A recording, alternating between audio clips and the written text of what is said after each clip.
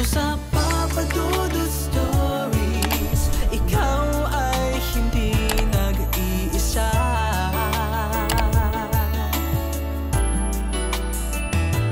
Dito sa Papa Dudut Stories, may nagmamahal sa'yo. Papa Dudut Stories,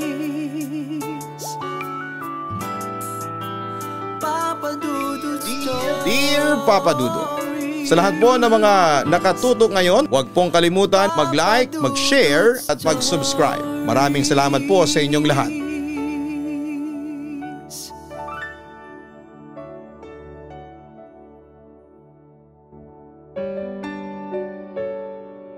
Sa buhay, marami tayong makikilala na mga tao na magtuturo sa atin ng iba't ibang aral na pwede nating gamitin upang makapagpatuloy. Mahiwaga ang buhay at kahit na minsan ay malabo sa ating paningin, ang hinaharap ay huwag na huwag pa rin nating sukuan ang ating sarili. Ikaw, paano ka nagpapatuloy mabuhay kahit gusto mo nang mamatay? Dear Papa Dudut, hi po, magandang araw po o gabi sa inyong lahat, lalo na sa mga nakikinig ng channel mo sa YouTube. Ako nga pala si Jerome, hindi ko totoong pangalan. Malapit na ako mag 30 years old ngayong taon na sana'y hindi na mangyayari kung maaga ko nang kinitil ang aking buhay noong araw. Opo, Papa Dudut. Maaring senyales ng depression dahil matinding kalungkutan ang nadarama ko sa araw-araw na lamang na ginawa ng Diyos. Pakiramdam ko kasi ako na yung pinakamalas na tao sa mundo. Sobrang bigat ng bawat araw at wala na rin akong nakikitang pag-asa sa buhay. Pero sa kabila ng lahat ay nanatili pa rin ako sa mundo at mas pinili kong mabuhay kagaya ng kagustuhan kong mamatay. Ang totoo niyan, Papa Dudut, introvert akong tao. Mahiyain, tahimik, madalas pa nga ay sinasabihan ako na may sariling mundo ng mga kakilala ko. Sa kasalukuyan, Papa Dudut, ay nagtatrabaho ako bilang all-around clerk at cashier sa isang kilalang convenience store sa atin. Taga Quezon City nga pala ako, to be specific, at mag-isa lamang naninirahan sa aking nirerentahang maliit na apartment. Pero magsisimula ang kwento ko noong nasa early 20s pa lamang ako. Bali graduating college student na ako noon at magpapatuloy hanggang sa nagtatrabaho na ako. Kung ilalarawan ko nga ang performance ko sa school, ay masasabi kong average student lamang ako.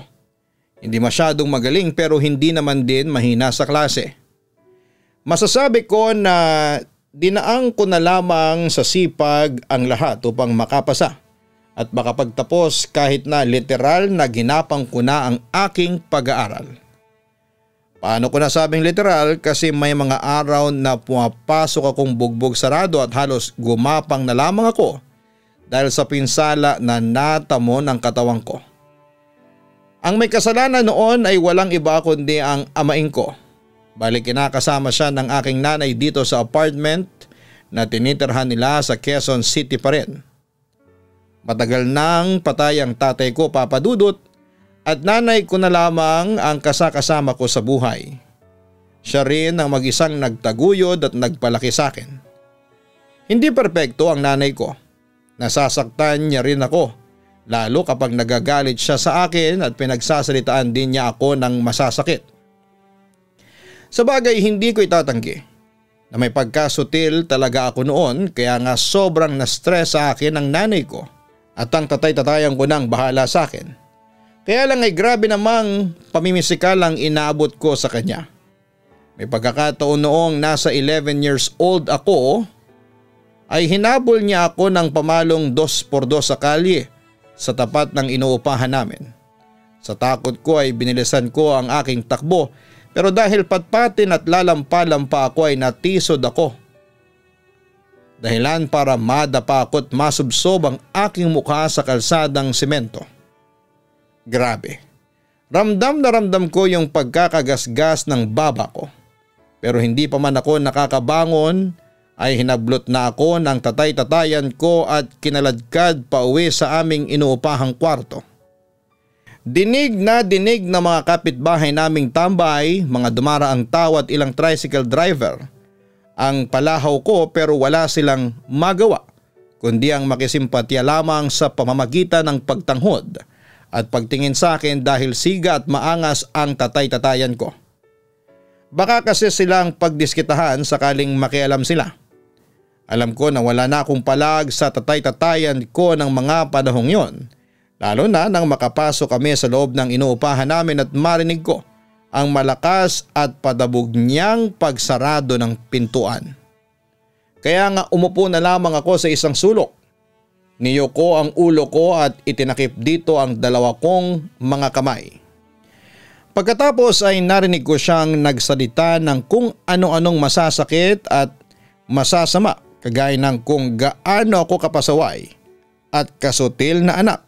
Nasalot ako at pabigat sa kanila ni nanay na sana'y mawala na lang daw ako at kung ano-ano pa. Bago ko pa tuluyang maproseso ang mga sumunod niyang sinabi ay nakaramdam na ako ng hataw ng hawak niyang pamalo na unang lumatay sa aking mga braso. At kasunod ay ang mga binti ko. Sobrang init na mga palo niya na parabang kulang na lamang ay dumurog sa mura ko pa lamang na mga buto. Papadudot. Grabe ang lakas ng palahaw ko na kulang na lamang ay humingi ako ng saklolo sa lahat ng mga santong kilala ko kahit na hindi naman ako lumaking relihiyoso. Papadudot, kinalakhan ko na lamang ang mga pang-aabuso ng aking tatay-tatayan at kahit na harap-harapan na niya akong sinasaktan at pinapahiya ay nanatili lamang tikom ang bibig ng nanay ko. Minsan ay nagkatinginan kami noong binubugbog ako ng kinakasama niya pero sandali lamang yon kasi agad niyang iniwas ang kanyang paningin sabay alis ng bahay. Kaya naiingayan daw siya sa amin. Hindi yun ang unang beses na hindi niya ako sinakip sa kamay ng malupit kong stepfather, Papa Dudut. Dahil naulit pa yon ng maraming beses. Simula noon ay lumaki na ng lumaki ang pagtatampo ko kay nanay. Kaya pinangako ko sa sarili ko na sa oras na makapagtapos ako ng pag-aaral ay lalayas ako sa poder nila. Kaso natupad lamang yon nang graduate ako sa college sa kurso kong Business Administration. Siguro may magtatanong sa mga tagapakinig natin ng programa ninyo kung bakit ang tagal ko bago umalis sa poder ng nanay at tatay-tatayan ko. Ang totoo ay hindi ko rin alam ang sagot sa tanong na yan, Papa Dudut. Siguro kasi habang tumatanda ako ay mas humihina ang loob ko na kakayanin kong mabuhay na mag-isa sa labas. Tinanim na rin kasi sa isipan ko ng amain ko na wala akong mabuti at magandang hinaharap dahil mahina raw akong klase ng tao. Pulpol at ang dapat ko na lang daw gawin ay mamatay. Ang totoo nga nun ay dahil napatunayan kong hindi pala madaling mag-isa sa buhay.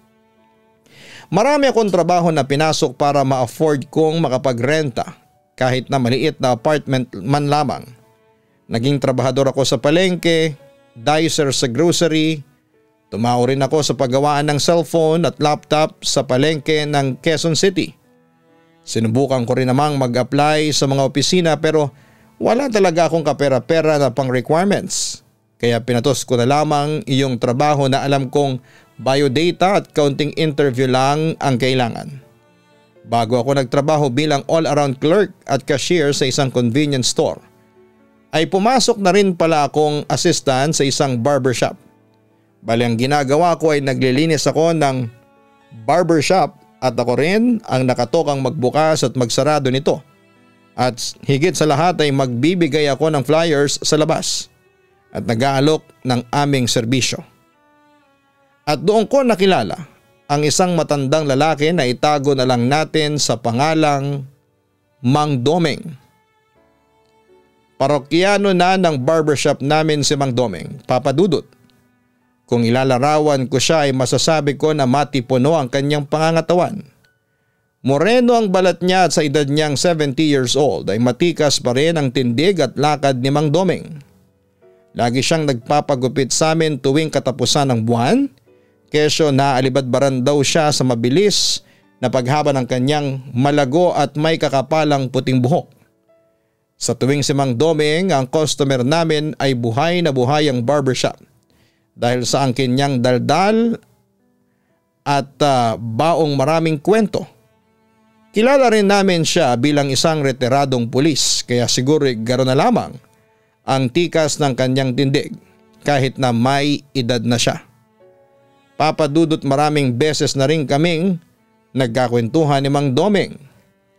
Masasabi ko na mabait siya at kahit na nakaka-intimidate ang datingan niya, ay ramdam mo pa rin na komportable ka sa kanya. Sino mag-aakala na ang isang palatawa, matipuno at matapang na si Mang Domeng ay may nakakalungkot din palang istorya sa buhay. Nakwento kasi niya sa akin na nagpakamatay daw ang kanilang kaisa-isang anak na lalaki ng kanyang misis. Bali 17 years old pa lamang daw ito nang gawin ito. Ang bagay na yon at ang pinakarason ay dahil sobrang pressure nito sa pag-aaral. Graduating na kasi ito noon sa high school at aminado si Mang Domeng na malaki ang contribution niya kung bakit na pressure ng husto ang anak niya. Pinukpok niya raw kasi ito ng pinukpok. Hindi literal na pukpok kundi tinutukan at pinaalalahanan na bitbit nito ang pangalan ng mga magulang niya. Siya bilang pulis at ang asawa niya bilang isang doktor. Kaya nauwi ang lahat sa isang malagim na trahedya. Sa sobrang lungkot noon ay masasabi ko na naapektuhan ako ng husto. Matapos kong pakinggan pero agad niya akong inalo at sinabi na malapit na rin naman daw yung takdang araw na magkikita sila ng kanyang pinakamamahal na anak. Noong marinig ko yon ay dinaan ko na lamang sa tawa ang lahat kasi imposible namang mangyari yon. Dahil mukha pang malakas si Mang Domeng. Kaya lang pagkalipas ng 2 araw ay nabalitaan na lang namin na pumanaw na raw siya dahil sa atake sa puso.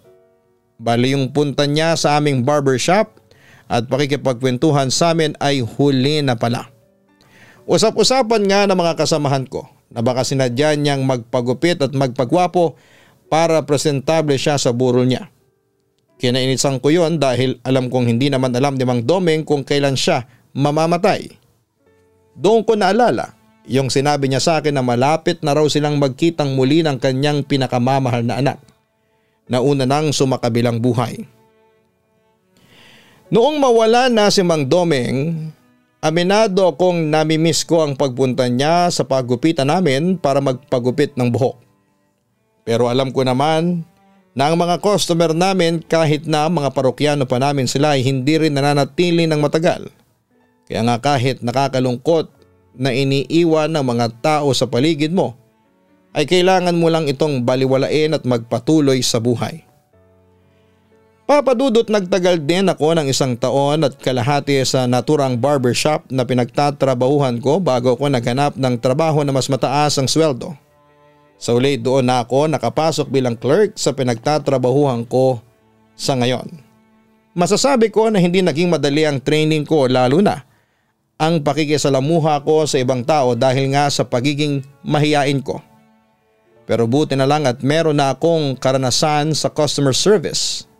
Kaya naman kahit may pagkakataon na mahirap ay nagamay ko pa rin. Naalala ko pa rin si Mang Domeng dahil malaki ang aral sa buhay na tinuro niya sa akin. At isa na nga doon yung magpatuloy ako kahit gustong gusto ko na raw huminto.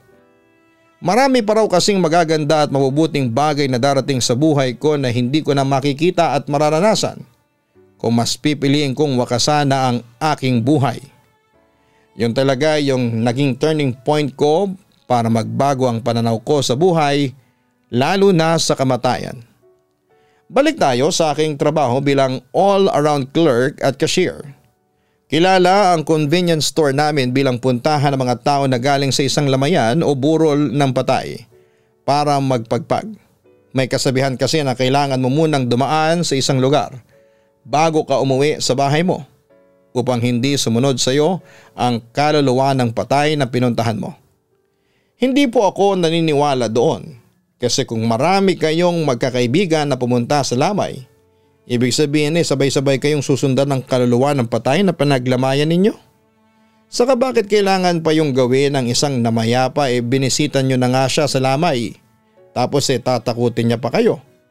Nasabi ko na lamang tuloy sa katrabaho kong si Grace na hindi niya totoong pangalan, na naniniwala sa kasabihang yon at isang self-proclaimed nakakakita ng multo na hindi totoo at pawang haka-haka lamang ang lahat. Ngunit pinagdiinan niya na totoo yon. Papa Dudut, madalas na morning shift kami ni Grace pero natatapat din naman kami sa gabi. Lalo na pag nagro-rotation ang schedule ng mga pasok namin. At nung gabi nga na yon ay panggabi kami hanggang sa madaling araw. Nakapwesto ang aming convenience store sa isang mataong lugar kaya naman hindi nawawala ng customer ang tindahan namin. Masasabi ko na kahit gabi na ay marami pa ring parokyano na pumupunta doon na ang iba nga ay namukhaan ko na. Kaya nakakapagod din ang trabaho kasi bukod sa pagkakaha ay naglalampaso rin ako ng sahig at nag-aayos ng mga upuan na ginugulo ng mga customers. Nagpupunas ng lamesa at nagtatapo ng mga iniwan nilang kalat ng pinagkainan nila sa basurahan. Bukod doon ay chinecheck ko rin kung okay pa ba at gumagana pa ba ang mga appliances namin doon katulad na lamang ng coffee machine. Inita ng mga siopaw, hotdog at buns at kung ano-ano pa. Kung hindi ko naman ginagawa yon, ay nagsasalansan ako ng produkto para i-display at i-monitor ang expiration date. Sobrang matrabaho talaga kaya hindi mo na lamang mamamalayan ng oras, Papa Dudut. Bandang 11 ng gabi ay napansin namin ni Grace na kumaunti na ang mga customers na naglalabas-masok sa tindahan namin kaya nakapagpahinga na kami mula sa iba't iba naming gawain. Umulan din kasi ng malakas ng mga panahong yon, kaya siguro ay kumaunti ang mga tao na nasa labas. Kaya lang, meron pa ring mangilang-ilang customer na pumapasok at dahil basa at maputik ang kanilang mga sapatos o tsinelas, ay naisipan kong maglatag ng karton sa bukana ng pinto upang doon sila makapagpunas. Nakakapagod na kasing maglampaso ng sahig, Papa Dudut. Hindi nagtagal, tumilang malakas na ulan at pagpatak ng 12:00 ng madaling araw ay tumanog ang wind chime na nasa pintuan ng tindahan namin, indikasyon na merong pumasok. Pagtingin ko ay nakita ko na ang grupo na yon ay sa grupo ng kabataan na masasabi kong naglalaro sa edad 18 hanggang 20 years old. Lamig na lamig sila kasi bahagya rin silang nabasa ng ulan papunta yata sa tindahan namin. Bali 5 silang kabataan na 2 babae at 3 lalaki. Mugto ang mga mata ng isa sa mga kababaihan na napansin ko na lamang talaga matapos niyang magbayad ng mga pinamili nila. Balik kasunod niya sa kanyang likuran ang isa pang babae na hindi ko maaninag ang mukha. Nung nakabili at nakapagbayad na sila ng mga pagkain ay pumwesto sila sa 2 sa mga mesa namin sa loob. Nagsimula silang kumain at magkwentuhan kaya hindi ko na sila pinagtuunan ng pansin. That time nasa stock room si Grace at saktong paglabas niya ay palabas na rin ang mga kabataan. Grabe talaga yung mga kabataan, no? Gabing-gabi na nasa galaan pa. Hindi kaya sila hinahanap ng mga magulang nila? Tanong ni Grace sakto pagkalabas ng mga kabataang kumakain sa tindahan namin. Baka alam din naman ng mga magulang nila kung nasan sila at baka pauwi na rin sila, ang sabi ko na lamang. Ewan ko pero kung magkakaanak ako ng babae, nako, hindi ko pagagalain ng 10 oras ng gabi. Tapos puro pa lalaki ang mga kasama. Tapos nag-iisang babae lang siya katulad nung grupo ng mga kabataang yun. Kahit na mga boy best friend niya ang mga yon, hindi talaga po pwede. Napatingin ako kay Grace pagkasabi niya ng bagay na yon. Takang-taka ako dahilan para kumunot ang kanyang kilay. Anong sinasabi mong mag-isa? Kitang kita ko na 2 yung babae sa grupo nila. 5 sila Grace, 2 babae at 3 lalaki. Saad ko. Nung ma-realize ni Grace ang sinasabi ko ay natawa na lamang siya. Ngunit baka sa mukha niya ang takot. Sorry pero 4 lang talaga ang nakita ko. Sabi niya sa akin. Hindi ko na pinalawig ang usapan dahil baka saan pa mapunta. Pero tiwala ako na 2 ang babae sa grupo ng mga kabataang yon na pumasok at kumain sa aming tindahan. Hindi nagtagal ay muling tumunog ang wind chime sa may pintuan, indikasyon na merong pumasok. Kitang-kita namin ni Grace na bumukas ang pinto ngunit walang pumasok na tao. Pero meron talagang pumasok dahil nakita namin ang bakas ng mga paa nito. Tingin ko minumulto tayo, saad pa ni Grace. Nakita ko na sinundan ni Grace ng tingin ang sa palagay ko'y pinuntahan ng sinasabi niyang multo. Anong gagawin natin? Kinakabahan kong tanong. Pero bumuntong hininga lamang si Grace saka nagkibit balikat. Sabay talikod sa akin upang ipagpatuloy kung ano man ang kanyang ginagawa. Wala ko nakikitang multo, ang sabi ko. Pero may pumasok hindi ba? Pagdidiin ni Grace. Oo, may mga bakas pa nga ng paa pero wala namang tao, ang sabi ko. Akala ko pa naman nakakakita ka na kasi nakita mo yung multo ng babae na sumama dun sa grupo ng mga kabataan kanina, hindi ba? Aniya dahilan para maalala ko ang pangyayaring yon kani-kanina lamang. That time kahit na malamig naman ang aircon namin ay ramdam ko pa rin na pinagpapawisan ako ng malamig dahil sa kilabot.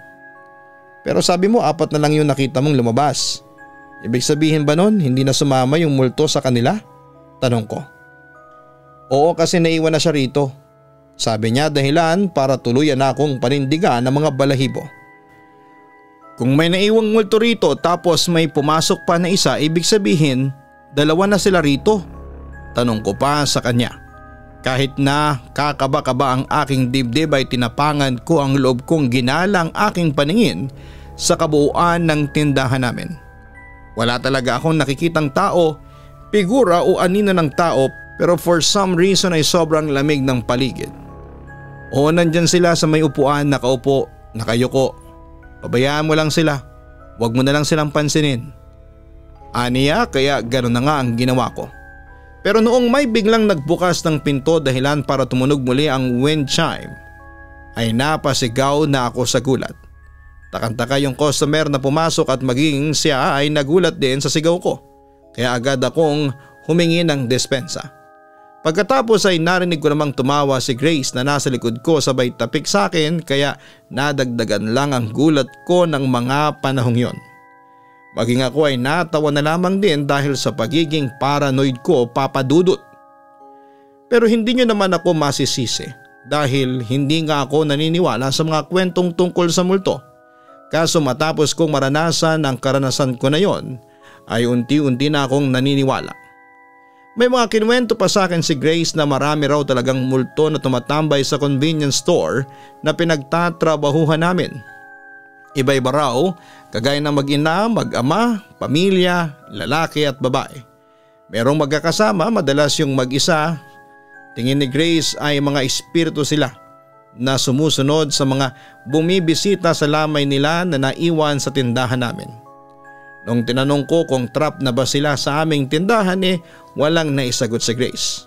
Pero may sinabi siya na nawawala rin naman daw ang mga kaluluwang ito pagkalipas ng ilang araw. Naniniwala ako kay Grace dahil may mga gabi na hindi ganong kalamig ang paligid kahit na maayos naman at nasa tamang temperatura ang aming air conditioning.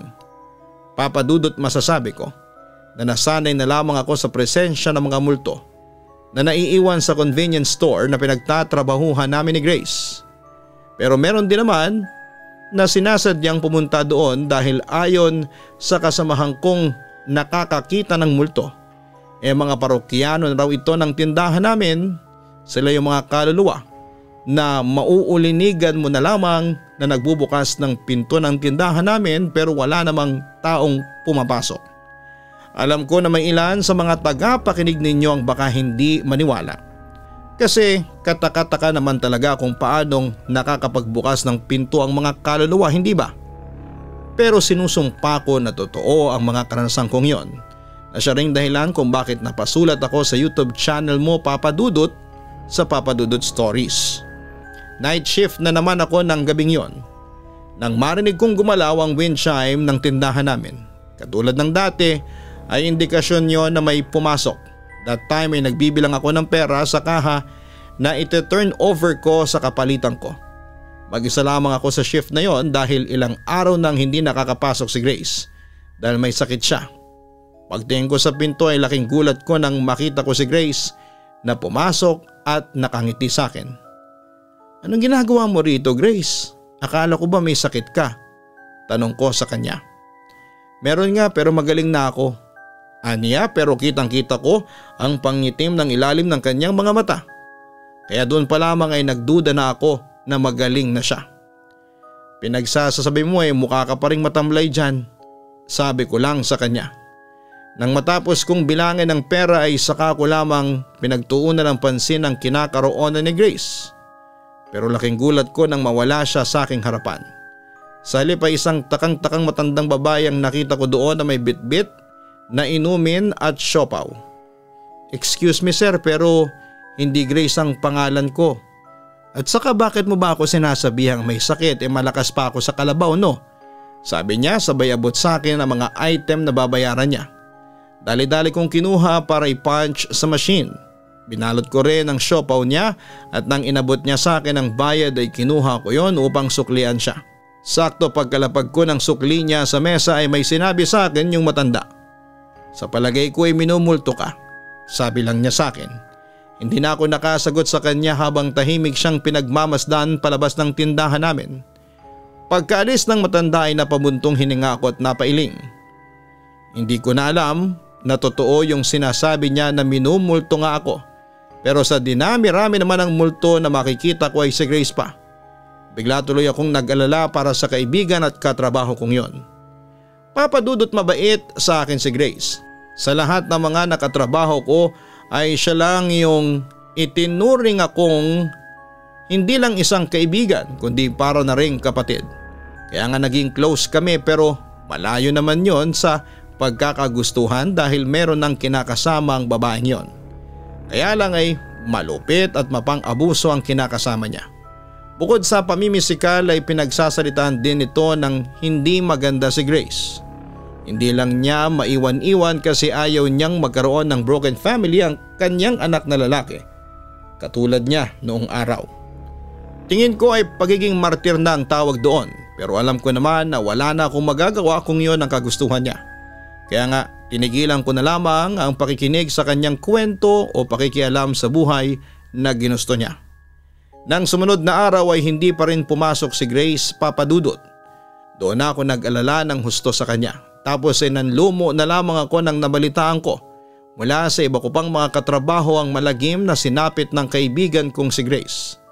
Wala na raw ito matapos nitong magpakamatay sa pamamagitan ng pag-inom ng panlinis ng kubeta, Papa Dudut. Lugmok na lugmok ako't apektado sa nangyari kay Grace. Hindi ko alam na may gano'n na pala siyang kabigat na problema. Akala ko kasi ayos lang sa kanyang sitwasyon na pinili niyang pamalagian kaya hindi na ako nakialam at tinigilan ko na ring magpayo sa kanya ng dapat niyang gawin. Kaya ayon hindi na niya kinaya. At yung pagpapakita niya sa akin noong sumunod na araw marahil ay indikasyon ng pamamaalam niya. Papa Dudut, marami akong na-realize sa buhay na kapag nawala tayo ay merong mga tao na araw-araw malulungkot sa pagkawala natin. Katulad yon ni namang Domeng at ng misis niya. At ang importante talaga na humingi tayo ng tulong sa mga tao o profesional para hindi mauwi ang lahat sa depresyon at pagpapatiwakal. Kagaya ng nangyari kay Grace. Sa kasalukuyan ay masasabi ko na maayos naman ang buhay ko kahit mag-isa ako. May plano na rin pala akong mag-abroad sa susunod na taon para naman kahit papaano ay umasenso ako at makaipon. Gusto ko na rin kasing mag-move on at magsimula ng bagong buhay mula sa mga pangit at nakakalungkot na karanasan na pinagdaanan ko. Sana ay swertehin ako. Marami pong salamat sakaling mapili ninyong basahin sa inyong YouTube channel ang istorya ng mga karanasan ko sa buhay. God bless po sa inyo at sana'y dumami pa ang mga masusugid ninyong tagapakinig. Lubos na gumagalang, Jerome. Ang pakikinig sa problema at pinagdaraanan ng iba ay malaking tulong at luwag sa kanilang dibdib. Kaya nga kung may mga kakayahan tayo upang makinig sa isang tao ay gawin po natin. Maaari rin kasi na sa pakikinig natin yon sa kanilang problema ay marami tayong mapagtanto. At pwede pa tayong makaisip ng solusyon sa sarili nating problema. Hindi rin masamang humingi ng saklolo pag kinakailangan. Tandaan natin na hindi kahinaan ang paghingi ng tulong. Huwag kalimutan na mag-like, mag-share at mag-subscribe. Get a chance to win 500 pesos GCash sa pagtutok po ninyo sa Papa Dudut Family YouTube channel. At suportahan nyo din po ang Kaistorya YouTube channel. Maraming salamat po.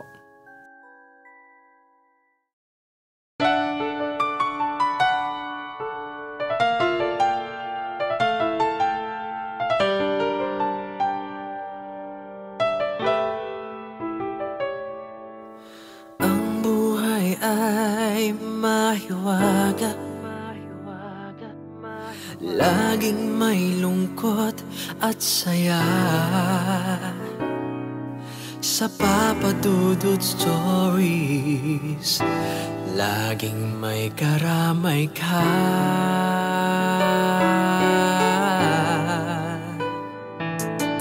Mga problemang kay bigat, dito ay pakikinggan ka. Sa Papa Dudut Stories, kami ay iyong kasama.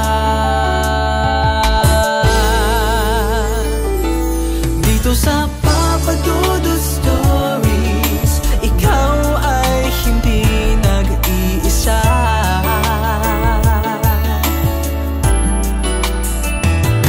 Dito sa Papa Dudut Stories, may nagmamahal sa'yo. Papa Dudut Stories, Papa Dudut Stories, Papa Dudut Stories.